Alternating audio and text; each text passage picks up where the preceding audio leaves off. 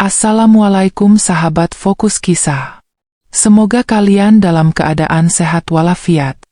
Terima kasih sudah klik video ini. Jangan lupa juga komen dari daerah mana kalian berasal.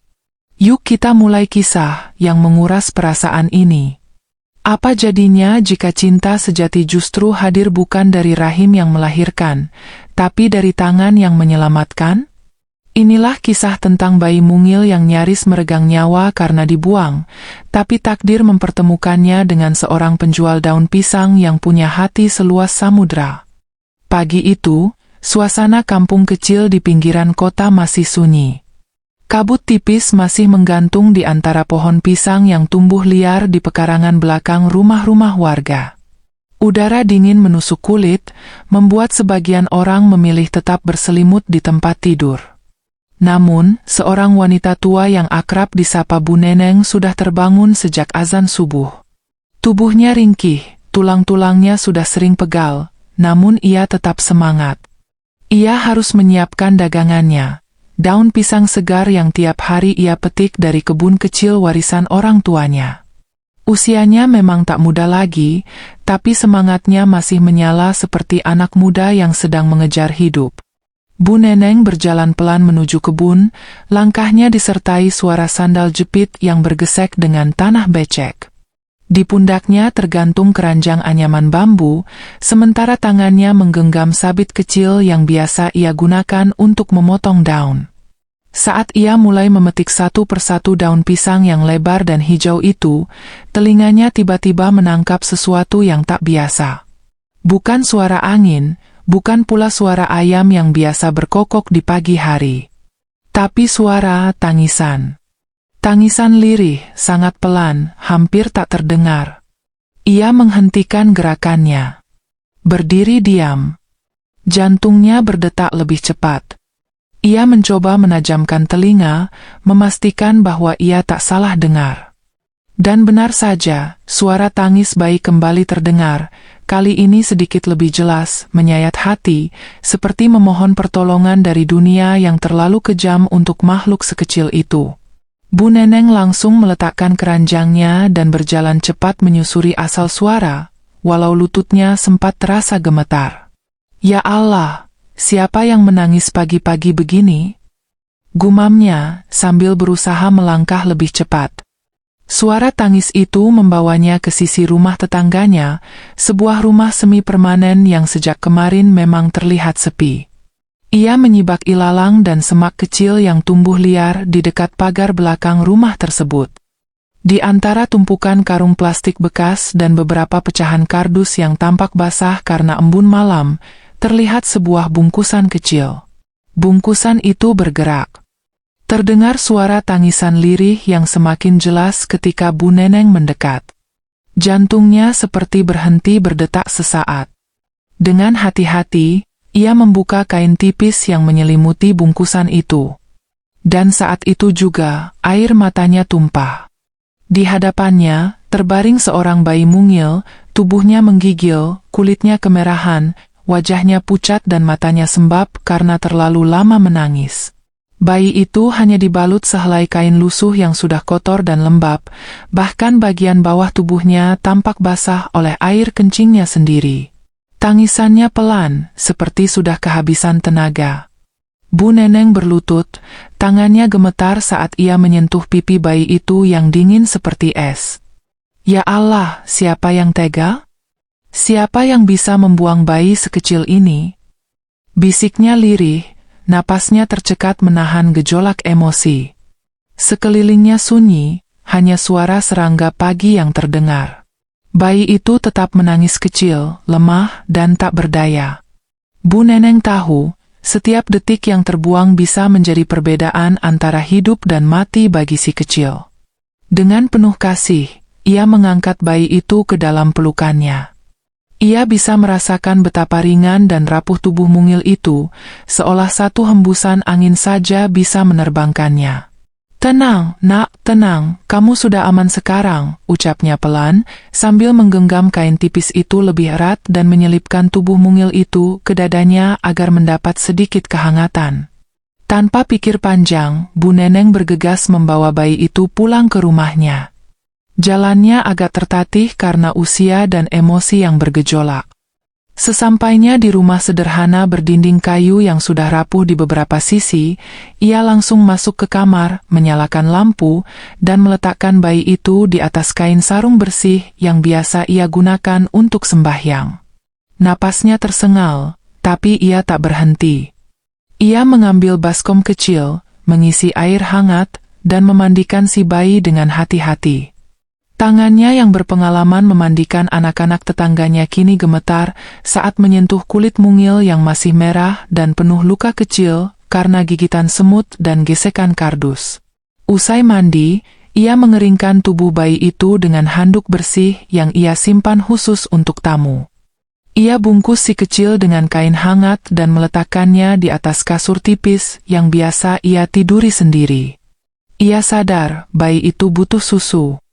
Dengan langkah cepat, ia pergi ke rumah tetangga sebelah, mengetuk pintu dengan terburu-buru. "Bu, saya minta tolong, pinjam susu formula anakmu sedikit saja, ada bayi dia dibuang orang," katanya dengan suara nyaris putus. Tetangganya terkejut, dan tanpa banyak tanya langsung memberikan 1 botol susu sisa semalam. Dengan penuh cinta, Bu Neneng menyuapi bayi itu. Bayi kecil itu tampak rakus menyusu, matanya mulai menutup perlahan. Saat itu, air mata Bu Neneng kembali tumpah. "Maaf ya, Nak, dunia terlalu kejam untukmu. Tapi sekarang, kamu gak sendiri lagi. Ibu janji bakal jagain kamu," ucapnya seraya mencium kening mungil itu dengan bibir yang gemetar. Keesokan paginya, suasana rumah Bu Neneng berubah. Beberapa tetangga datang, penasaran karena mendengar kabar bahwa ia menemukan bayi di pinggir rumah Bu Rika. "Bu Neneng, itu bayi siapa? Beneran ada bayi dibuang?" tanya seorang ibu muda sambil mengintip ke dalam rumah. "Iya, Bu. Saya nemuin pagi-pagi, waktu mau ambil daun pisang. Dibuang begitu aja, dibungkus kain tipis, kasihan sekali," jawab Bu Neneng sambil mengelus kepala bayi yang kini tertidur lelap di atas pangkuannya. Suasana menjadi ramai. Beberapa ibu mulai saling berbisik, menyebut-nyebut nama Rika, seorang wanita muda yang tinggal sendirian dan baru-baru ini terlihat hamil tapi mendadak perutnya mengecil. "Kok bisa ya? Masa dia tega? Nggak nyangka, padahal mukanya polos." Bisik-bisik itu terdengar jelas di telinga Bu Neneng. Tapi ia hanya diam. Baginya, bukan saatnya mencari siapa yang salah, tapi bagaimana menyelamatkan bayi ini. Ia tahu jika ia ikut menyalahkan, luka itu hanya akan semakin dalam bagi si kecil yang tak tahu apa-apa. Beberapa tetangga mulai membantu. Ada yang membawakan popok bekas anaknya, ada yang menyumbangkan pakaian bayi, bahkan ada yang menawari bantuan untuk membuat laporan ke RT. Namun, Bu Neneng masih bingung. Kalau nanti ada yang ngaku ini anaknya, apa saya harus balikin? Tapi kalau nggak ada, apakah saya bisa merawat dia? Pikirnya dalam hati. Hari itu, Bu Neneng duduk lama di dekat tempat tidur, menatap bayi yang kini ia beri nama Rafa. Nama itu datang dari hatinya sendiri, begitu saja muncul di benaknya. Rafa, artinya lembut, penuh kasih dan suci. "Seperti kamu, Nak," ucapnya pelan. Ia membelai lembut pipi Rafa yang mulai terlihat sehat, semburat merah di wajahnya perlahan memudar, tergantikan rona segar setelah cukup tidur dan susu hangat. Neneng merasa, hidupnya yang dulu sepi dan sunyi, kini memiliki makna baru. Ada kehidupan baru di rumah tuanya, ada tawa kecil yang membuat harinya terasa lebih terang. "Aku nggak tahu siapa ibumu, Rafa, dan kenapa kamu dibuang begitu saja. Tapi ibu tahu satu hal, kamu tidak salah. Dunia mungkin belum siap menyambutmu, tapi ibu siap. Ibu akan jadi tembok pelindungmu, pelukan hangatmu saat dunia dingin," katanya lirih. Bu Neneng terdiam sejenak. Ia mengusap air mata yang jatuh tanpa diminta. Sudah lama ia hidup sendiri, sejak suaminya meninggal dan anak-anaknya merantau jauh.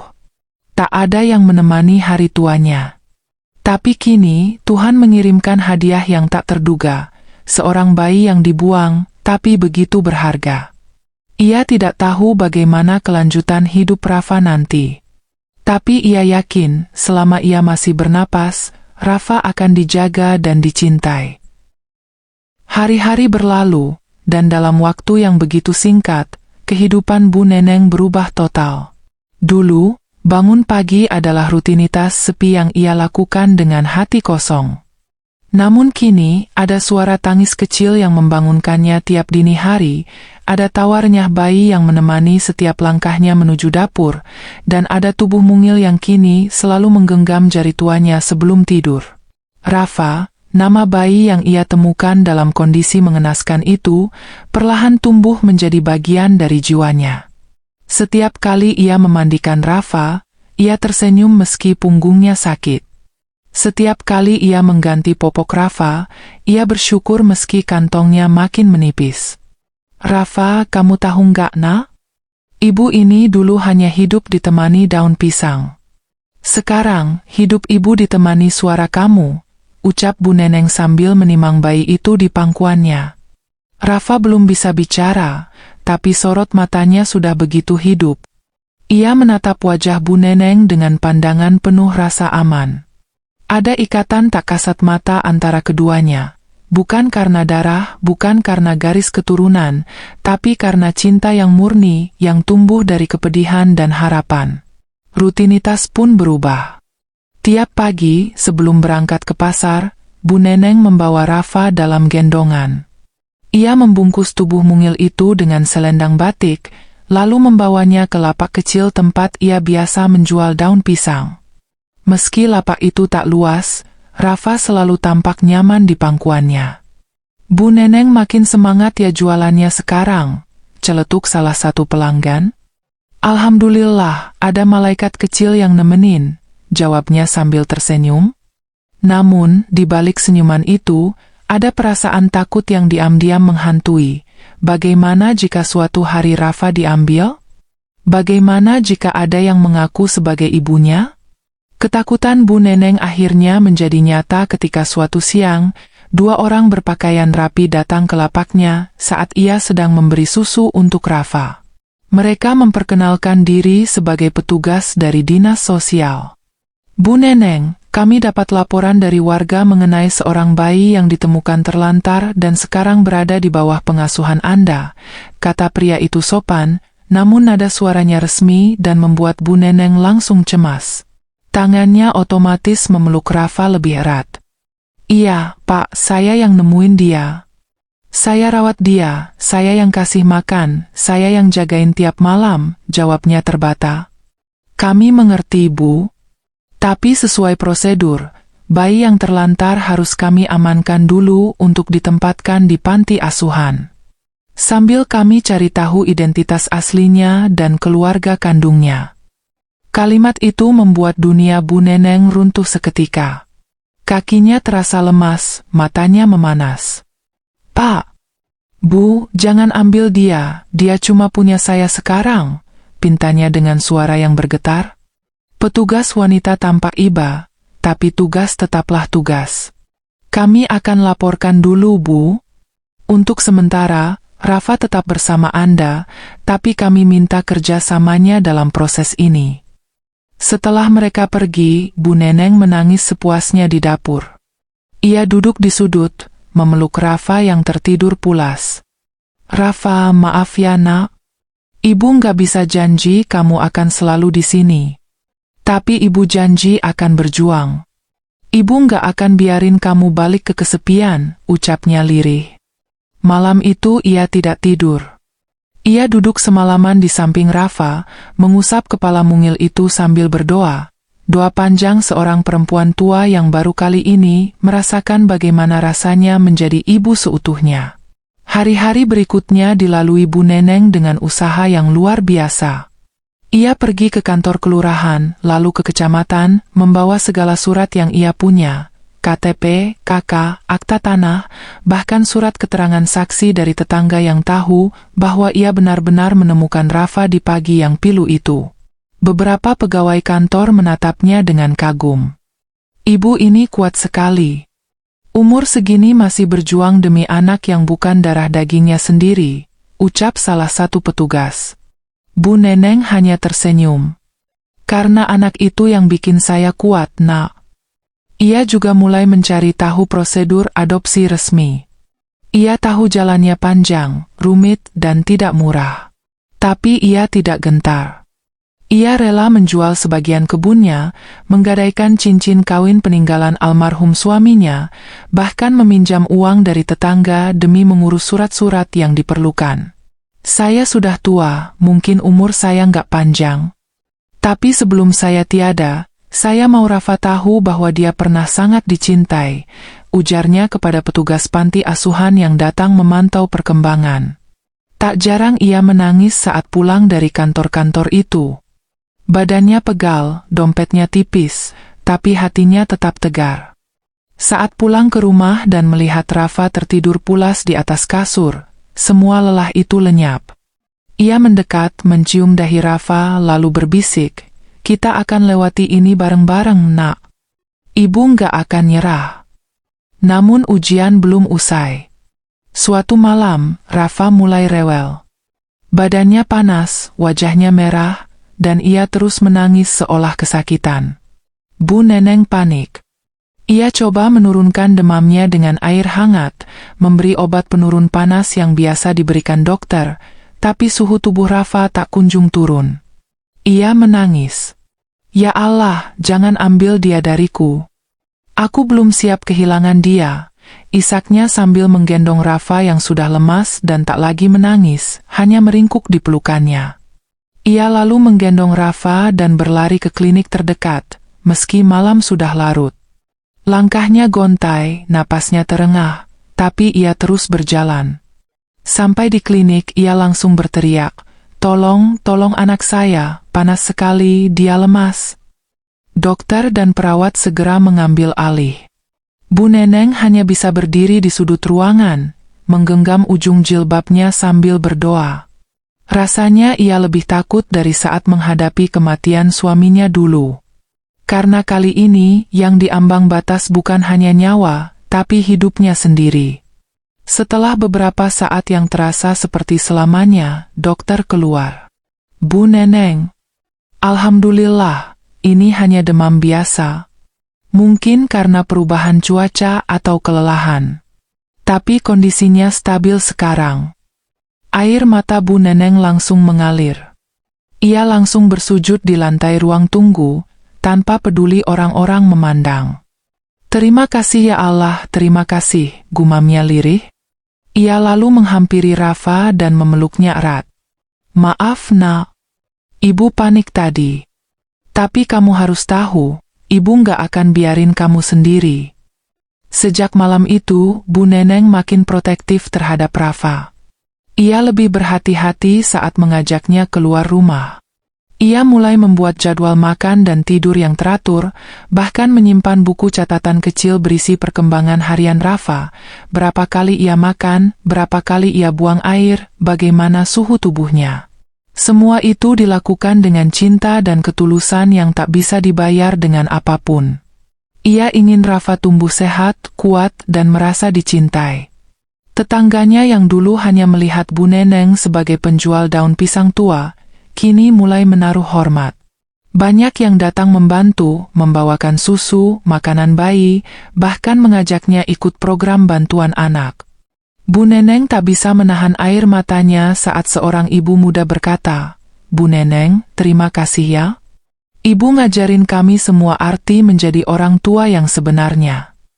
Di malam hari, saat Rafa tertidur di sampingnya, Bu Neneng menatap langit-langit rumah. "Tuhan, kalau aku boleh minta, jangan ambil dia dariku. Aku sudah terlalu sayang, sudah terlalu cinta." Dan saat memandang wajah Rafa yang damai dalam tidurnya, ia tahu, perjuangan belum selesai. Tapi ia juga tahu, cinta seperti ini, Cinta yang hadir dari keikhlasan adalah cinta yang akan terus hidup bahkan setelah dirinya tiada. Hari itu, Rafa sudah berusia 5 bulan. Tubuhnya semakin gempal, pipinya mulai berisi dan setiap tawa kecilnya seolah mampu menyiram luka lama di hati Bu Neneng. Ia sudah bisa tengkurap dan mulai belajar menggenggam jari-jari tua yang tak pernah lelah merawatnya. Dan di tengah hari yang cerah, terdengar ketukan di pintu kayu rumah Bu Neneng. Ia membuka pintu dan terkejut. Di hadapannya berdiri seorang perempuan muda dengan wajah pucat, mata sembab, dan tubuh lemas seperti kehilangan arah. Perempuan itu langsung menjatuhkan diri ke lantai, bersimpuh di hadapan Bu Neneng. "Bu, saya ibunya, saya ibunya Rafa." Suaranya pelan tapi menggetarkan dada. Bu Neneng terpaku. Ia memandangi perempuan muda itu dengan hati yang bercampur antara amarah dan iba. Kamu yang buang dia di pinggir rumah waktu itu?" Tanyanya lirih. Perempuan itu mengangguk, air matanya menetes deras. Saya takut, Bu. Saya malu. Saya dipaksa aborsi, tapi saya nggak sanggup. Lalu saya lahirkan sendiri di rumah, saya panik, saya nggak tahu harus kemana," katanya dengan suara bergetar. Tangannya mencengkeram rok panjangnya erat-erat, tubuhnya menggigil. Bu Neneng menahan napas. Ia tahu, amarah tak akan menyelesaikan apapun. Ia menatap mata perempuan itu. Ada luka di sana, luka yang dalam. Ia lalu berkata pelan, "Masuklah. Lihat anakmu." Perempuan itu mengangguk pelan, berjalan perlahan ke dalam. Saat ia melihat Rafa, tubuhnya langsung bergetar hebat. Ia menjatuhkan diri di samping kasur kecil Rafa, menangis terisak. Maaf. Mama jahat ya, Nak." "Mama jahat banget," bisiknya, menggenggam tangan mungil Rafa yang tertidur. Malam itu menjadi malam yang panjang. Bu Neneng membuatkan teh hangat dan menyiapkan roti untuk perempuan muda yang akhirnya memperkenalkan dirinya sebagai Sari. Ia baru berusia 19 tahun. Anak pabrik yang tinggal kos sejak SMA. Ayah bayinya kabur setelah tahu ia hamil. Tak ada keluarga yang mendukung, tak ada teman yang bisa dimintai tolong. Ia melahirkan Rafa sendirian, lalu dalam ketakutan dan keputusasaan, ia tinggalkan bayi itu. "Saya tiap malam mimpiin dia, Bu. Dengar dia nangis. Tapi saya nggak tahu harus kemana. Saya cari-cari, tanya-tanya, sampai akhirnya saya tahu ada ibu penjual daun pisang yang nemuin bayi." Ceritanya, tangisnya pecah lagi. Bu Neneng mendengarkan dalam diam. Sesekali ia mengusap punggung Sari, sesekali ia menatap Rafa yang masih tertidur lelap seolah tak tahu badai sedang terjadi di sekelilingnya. Hati Bu Neneng seperti dirobek. Di satu sisi, ia tahu bahwa Rafa adalah darah daging Sari. Tapi di sisi lain, ia merasa Rafa adalah jiwanya sendiri. Kalau kamu niat balikin Rafa ke hidupmu, kamu harus siap jadi ibu. Bukan cuma melahirkan, tapi merawat. Cinta bukan cuma soal darah, Nak, tapi soal tanggung jawab, katanya tegas, namun dengan suara lembut. Sari mengangguk. Saya mau, Bu. Saya mau belajar. Saya sadar saya belum layak, tapi saya mohon, jangan pisahin saya dari Rafa. Tangisnya kembali pecah. Bu Neneng memeluknya. Di pelukannya, Sari menangis seperti anak kecil yang baru saja menemukan tempat pulang. Dan malam itu, di antara keheningan, dua perempuan dari generasi yang berbeda saling menguatkan. Di antara mereka, tertidur seorang bayi yang kini punya dua cinta. Cinta seorang ibu kandung yang pernah jatuh, dan cinta seorang nenek tua yang selalu rela berdiri menopang. Hari-hari setelah pertemuan itu menjadi hari yang penuh pembelajaran. Sari memilih tinggal sementara di rumah Bu Neneng. Ia membantu di dapur, ikut berjualan daun pisang, dan tentu saja belajar merawat Rafa. Dari cara mengganti popok, memandikan, menyusui, hingga menidurkan, semua ia pelajari dari tangan Bu Neneng yang sudah renta tapi begitu sabar mengajarkannya. Meski kadang masih canggung, Sari terlihat sungguh-sungguh. "Maaf ya Bu, kalau saya masih kikuk," katanya suatu pagi. "Enggak apa-apa. Jadi ibu itu belajar seumur hidup, Nak," jawab Bu Neneng sambil tersenyum. Ikatan di antara mereka bertiga tumbuh pelan tapi pasti. Rafa pun semakin ceria. Ia kini bisa mengenali suara Sari dan Bu Neneng, menatap wajah mereka dengan mata bening dan sering tertawa kecil saat digelitik. Bu Neneng sering memperhatikan cara Sari menimang Rafa, dan dalam hatinya ia berdoa, semoga Sari sungguh-sungguh berubah dan siap menjadi ibu seutuhnya. Tapi tak jarang juga ia merasa takut. Takut kehilangan Rafa. Takut suatu saat Sari memutuskan pergi dan membawa Rafa menjauh darinya. Suatu malam, saat Rafa sudah tertidur, Sari menghampiri Bu Neneng di dapur. "Bu, saya tahu ibu sayang banget sama Rafa. Dan saya nggak akan pernah bisa gantiin cinta ibu ke dia. Tapi kalau ibu izinkan, saya nggak akan bawa Rafa pergi dari ibu. Saya mau kita rawat dia bareng-bareng. Saya mau ibu tetap jadi rumah untuk dia," ucapnya pelan. Air mata Bu Neneng menetes pelan.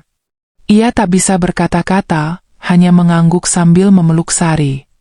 Malam itu, rumah kecil itu dipenuhi oleh cinta yang tak bisa diukur darah dan nama belakang. Setahun kemudian, rumah kayu kecil Bu Neneng berubah wajah. Meski tetap sederhana, namun kini penuh warna.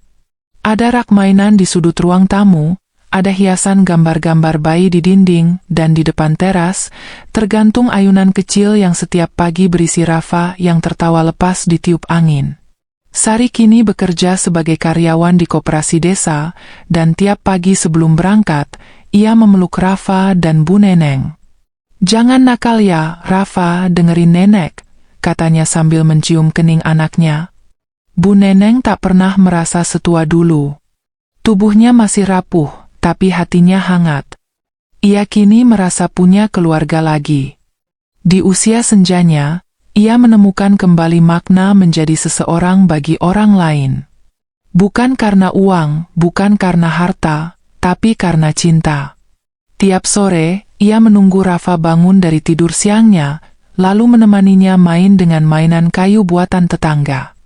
Saat Rafa tertawa, ia merasa seperti muda kembali. "Nak, kamu bikin ibu ingin hidup lebih lama lagi," bisiknya suatu kali saat mengusap rambut Rafa. Di pasar, pelanggan-pelanggannya kini memanggilnya dengan sebutan baru, "Nek Rafa." Begitu mereka menyapanya. Dan Bu Neneng hanya tertawa. Ia tak pernah menyangka akan memiliki identitas baru di usia setua itu, bukan hanya sebagai penjual daun pisang, tapi sebagai sosok nenek yang penuh cinta untuk seorang bayi yang dulu hampir mati karena dibuang. Namun kehidupan tak selalu tentang pelangi. Suatu hari, Bu Neneng jatuh pingsan di dapur. Ia dibawa ke puskesmas dan didiagnosis tekanan darah tinggi serta kelelahan. Sari menangis saat dokter mengatakan bahwa kondisi Bu Neneng tak sekuat dulu. Bu Neneng itu luar biasa. Tapi tubuhnya sudah tua. Dia butuh banyak istirahat, kata dokter dengan nada prihatin. Sejak hari itu, Sari mengambil alih semua pekerjaan rumah. Ia minta izin cuti dan merawat Bu Neneng seperti merawat ibunya sendiri. Bu Neneng hanya bisa terbaring, namun di wajahnya selalu ada senyum saat melihat Rafa merangkak ke arahnya. "Nek, Nek," gumam Rafa dengan suara cadel. Air mata Bu Neneng mengalir. Ia tak bisa lagi sering menggendong, tak bisa lagi lincah menyiapkan sarapan, tapi ia merasa bahagia. Ia sudah memberi makna pada hidupnya. Suatu malam, Sari duduk di sampingnya. "Bu, saya janji, Rafa nggak akan pernah jauh dari ibu. Saya akan rawat ibu, saya akan jaga Rafa, dan saya akan terus cerita ke Rafa tentang siapa yang menyelamatkan hidupnya," ucapnya. Dan di malam yang hening itu, Bu Neneng menatap langit-langit, lalu menatap wajah Rafa yang tertidur di sampingnya. "Terima kasih ya Allah. Engkau kirimkan dia bukan untuk diselamatkan, tapi untuk menyelamatkanku." Ia menggenggam tangan Rafa, lalu memejamkan mata dengan damai. Ia tahu, cinta yang ia tanam sudah tumbuh. Dan benih itu akan terus hidup, lewat Rafa, lewat Sari, dan lewat kisah yang tak akan pernah mati. Hari-hari di rumah kecil Bu Neneng perlahan berubah menjadi kisah tentang keberanian melawan waktu. Tubuh Renta yang dulu kuat kini semakin sering beristirahat. Namun, wajahnya tak kehilangan cahaya. Rafa, yang kini sudah bisa berjalan tertatih, menjadi cahaya yang selalu menuntunnya menjalani hari.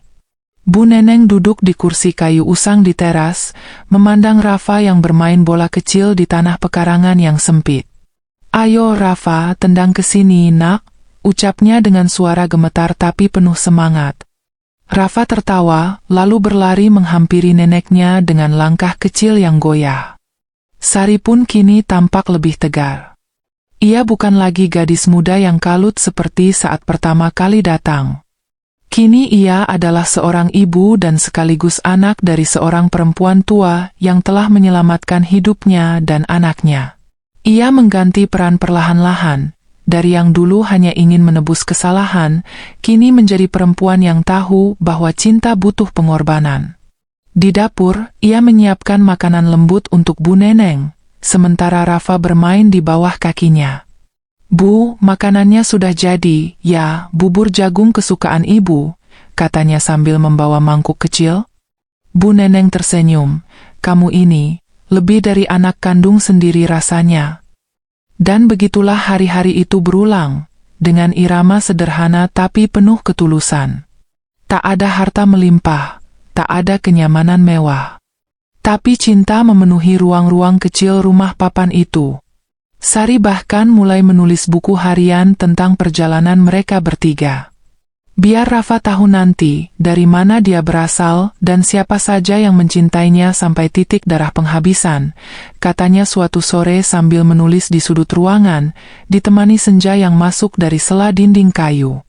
Namun takdir punya caranya sendiri untuk menyentuh titik terdalam kehidupan. Suatu pagi, Bu Neneng tak bangun dari tidurnya. Wajahnya damai, seperti orang yang sedang terlelap sangat nyaman. Sari mengetuk pintu kamar. "Bu, sarapan sudah siap," tapi tak ada jawaban. Ia masuk pelan dan melihat tubuh Bu Neneng yang terbaring kaku. Ia menghampiri dengan langkah gemetar. "Bu," panggilnya lirih sambil menyentuh tangan Bu Neneng yang dingin. Ia terdiam. Dunia seperti berhenti. Tangis pun pecah. Sari berteriak histeris, "Bu, bangun Bu, jangan tinggalin Rafa, jangan tinggalin aku." Rafa yang masih polos, ikut menangis melihat ibunya menangis. Ia merangkak mendekat ke ranjang, menarik selimut neneknya. "Nek, bangun main bola," katanya dengan suara cadel. Tapi neneknya tetap diam, tersenyum dalam tidur panjangnya. Warga kampung berdatangan, membantu mengurus jenazah. Banyak yang menangis. Banyak yang datang membawa bunga dan air mata. Bu Neneng telah menjadi ibu bagi banyak orang, tak hanya bagi Rafa dan Sari. Saat peti kayu sederhana itu diturunkan ke liang lahat, Sari menggenggam Rafa erat. "Rafa, lihat baik-baik, itu wanita paling hebat yang pernah kita punya. Dia bukan nenekmu, dia malaikat." Rafa hanya bisa menatap, belum sepenuhnya paham apa yang terjadi.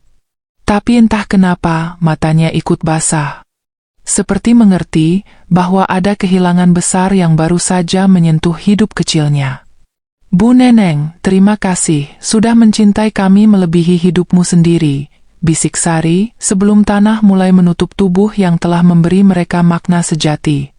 Hari-hari setelah kepergian Bu Neneng adalah hari-hari penuh sunyi. Rumah kecil itu seolah kehilangan denyutnya. Tak ada lagi suara batuk kecil dari kamar belakang, tak ada lagi tangan gemetar yang mengulurkan makanan ke Rafa, tak ada lagi nasihat hangat yang menenangkan Sari saat ia merasa lelah. Tapi yang tertinggal adalah jejak-jejak cinta. Di sudut dapur, masih tergantung sendok kayu kesayangan Bu Neneng. Di ruang tamu, masih tersusun mainan Rafa buatan tangan neneknya. Semua seolah berbicara, mengajarkan tentang cinta yang tetap hidup meski tubuh telah tiada. Sari menyimpan pakaian Bu Neneng dalam satu kotak kecil, lengkap dengan selendang lusuh yang dulu dipakai untuk menggendong Rafa. Ini akan jadi harta kita, Rafa. Warisan yang tak bisa dibeli dengan apapun, katanya sambil mencium kotak itu. Rafa kini mulai bisa bicara sedikit-sedikit. Suatu pagi, saat melihat foto Bu Neneng di dinding, ia menunjuk dan berkata, "Nenek pulang." Kata-kata sederhana itu membuat Sari kembali menitikkan air mata. "Nenek memang sudah pulang, Nak, tapi ke rumah yang lebih indah," jawabnya sambil memeluk Rafa erat. Setiap malam sebelum tidur, Sari mengajak Rafa berdoa. "Bilang sama Tuhan, Nak, terima kasih karena sudah kirimkan nenek-neneng ke hidup kita." Rafa memejamkan mata kecilnya dan berkata, "Makasih Tuhan," dengan lidah cadel yang masih belum sempurna. Tapi Sari tahu, kata-kata itu akan terus tertanam dalam hati anaknya. Cinta Bu Neneng akan tumbuh dalam diri Rafa, menjadi akar kuat yang tak akan mudah tumbang meski badai datang berkali-kali. Waktu terus berjalan. Rafa tumbuh menjadi anak yang penuh kasih, lembut, dan cerdas. Ia sering bertanya tentang neneknya. "Bu, dulu nenek suka jual daun pisangnya?" Sari tersenyum, lalu mengambil buku harian yang dulu ia tulis bersama Bu Neneng. Ia membacakan satu persatu kisah hidup mereka, bagaimana Rafa ditemukan, bagaimana Bu Neneng merawatnya tanpa pamrih, dan bagaimana mereka bertiga menjadi satu keluarga tanpa ikatan darah tapi dengan ikatan cinta yang kuat. "Rafa harus tahu bahwa kamu hidup karena ada seorang perempuan tua yang berani mencintai tanpa batas," ucap Sari sambil memeluk anaknya. Di sekolah, Rafa tumbuh sebagai anak yang ringan tangan dan penyayang. Ia suka membantu temannya, suka menghibur yang sedang sedih. Guru-gurunya bertanya, "Siapa yang mengajarkan kamu jadi anak sebaik ini?" Dan Rafa menjawab, "Ibuku dan nenekku yang sekarang tinggal di surga." Jawaban polos itu membuat orang-orang tersenyum sekaligus terharu. Sari menyadari bahwa meski Bu Neneng telah tiada, warisannya hidup dalam setiap langkah Rafa. Dan ia pun merasa tenang. "Bu Neneng, lihatlah dari surga. Rafa tumbuh jadi anak baik. Seperti yang ibu impikan," bisiknya saat menatap langit malam. Di suatu kesempatan, saat Rafa berusia 7 tahun, Sari mengajaknya ke tempat Bu Neneng dimakamkan. Di bawah pohon Kamboja yang rindang, di antara nisan-nisan lain, mereka duduk diam. Sari membawa bunga melati dan surat kecil yang ditulis Rafa sendiri. "Untuk nenek, aku kangen, aku sekarang sudah bisa baca tulis. Aku janji jadi anak baik. Aku sayang nenek," tulisnya dengan huruf-huruf yang masih miring-miring. Sari meletakkan surat itu di atas batu nisan, sementara air matanya menetes perlahan. Di hadapan makam itu, Sari berkata, "Bu, terima kasih karena sudah mengubah hidupku. Kalau dulu saya tak ketemu ibu, mungkin saya sudah hancur. Tapi ibu selamatkan saya dan Rafa. Saya janji akan terus lanjutkan cinta itu."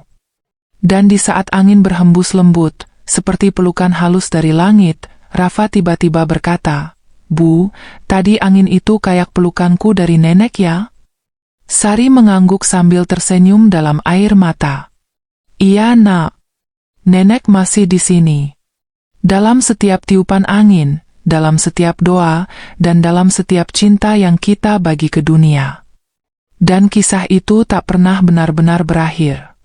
Karena cinta yang ditanam Bu Neneng telah tumbuh menjadi pohon besar, yang akarnya menancap kuat di tanah, dan daunnya menaungi generasi berikutnya. Dari daun pisang yang ia jual, hingga hati-hati yang ia bentuk, hidup Bu Neneng adalah bukti bahwa kasih sayang tak mengenal batas. Ia pergi tanpa suara, tapi jejak cintanya akan terdengar selamanya.